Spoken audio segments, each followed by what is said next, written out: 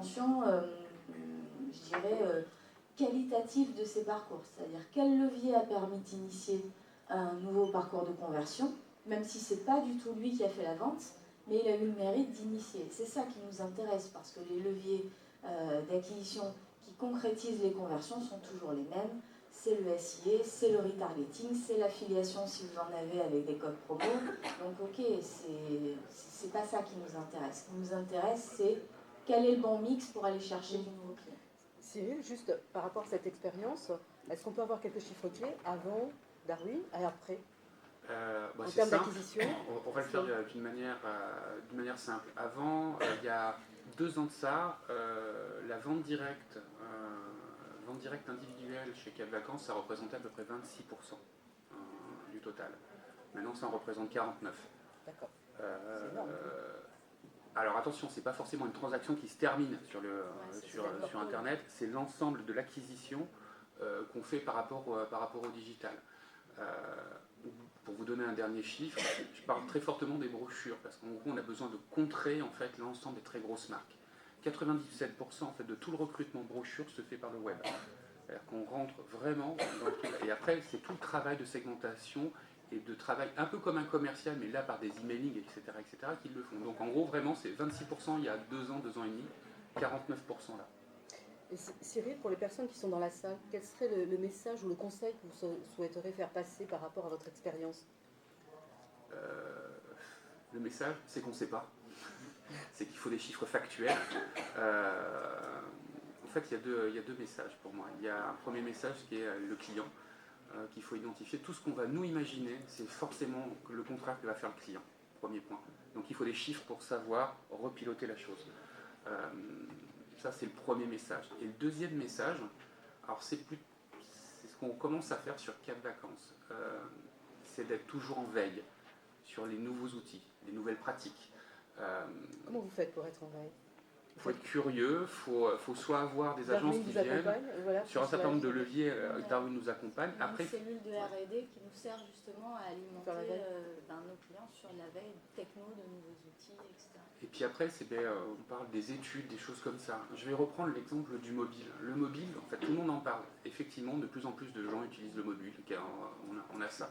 Sauf que le mobile, en fait, en fonction des analyses, le mobile, il est utilisé parce qu'il y a principalement des emails qui sont envoyés, donc les gens le lisent sur des emails. Mais si vous regardez dans une journée, le mobile est utilisé le jour, le soir, c'est la tablette, et l'après-midi, c'est l'informatique. C'est pas les... Enfin, oui, voilà, donc en gros, vous devez être curieux en fait. Et c'est les deux messages, c'est-à-dire de dire on a besoin de dire qu'on ne sait pas, donc on a besoin d'analyse factuelle, et de l'autre côté d'être en veille sur le marché tout le temps. Et c'est les premiers qui vont bouger, qui vont gagner en fait sur ces schémas-là. Je prends un dernier exemple. On va parler d'email, on va parler de brochures, etc. Il y a un outil, par exemple, que dans le tourisme on utilise très peu, qui est la notification web, qui va être le futur en fait de la vente flash, le futur de ces notifications web. Quelqu'un va s'abonner, en fait, on va pouvoir pousser une information sur un site internet alors qu'il est en train de se balader autre part. Pour des achats impulsifs? Voilà. Pour pousser l'information. Alors je parlais de vente flash, mais ça peut être une autre information. C'est très peu utilisé en ce moment par le tourisme. C'est utilisé pour des Facebook et des choses comme ça. L'un des enjeux pour nous actuellement, c'est d'utiliser ce type d'outils. Et les premiers qui vont bouger auront le plus d'impact pour le faire. Et c'est là où ça devient intéressant. D'accord.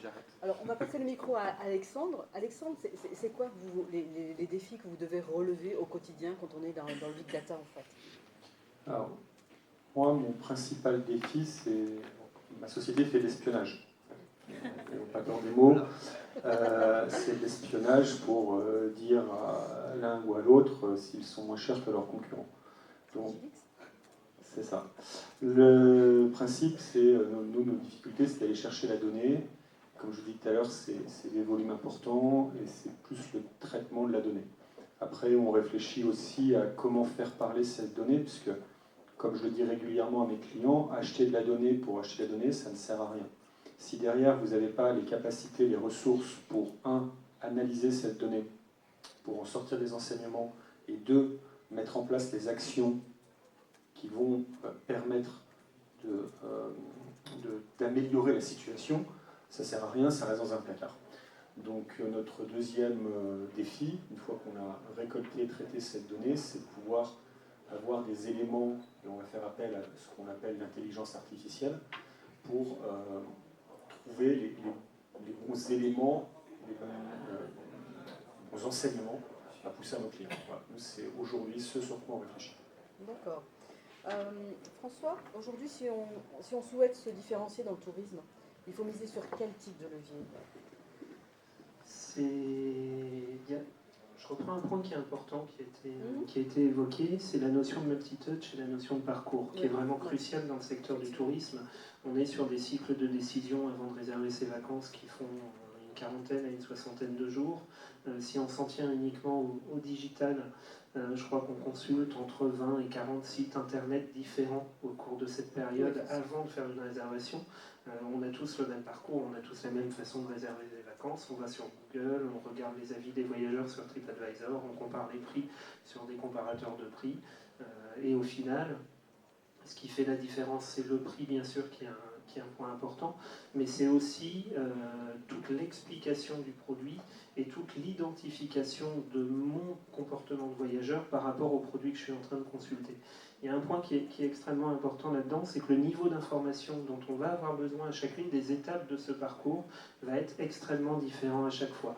Autant en fin de parcours, quand je suis en réservation, je vais avoir besoin du prix, je vais aller voir si j'ai pas un meilleur prix en passant par un comparateur, si je peux pas avoir un code promo qui traîne quelque part, et je vais avoir l'ensemble de ces points. Autant quand je suis en tout début de parcours, je vais avoir besoin de m'identifier à un prestataire, je vais avoir besoin de m'identifier à une destination, je vais avoir besoin d'énormément de contenu et d'énormément de points de différenciation. Ce qu'a fait Internet dans la distribution ces 15 dernières années, c'est qu'il a lissé les offres. Au final, quand on passe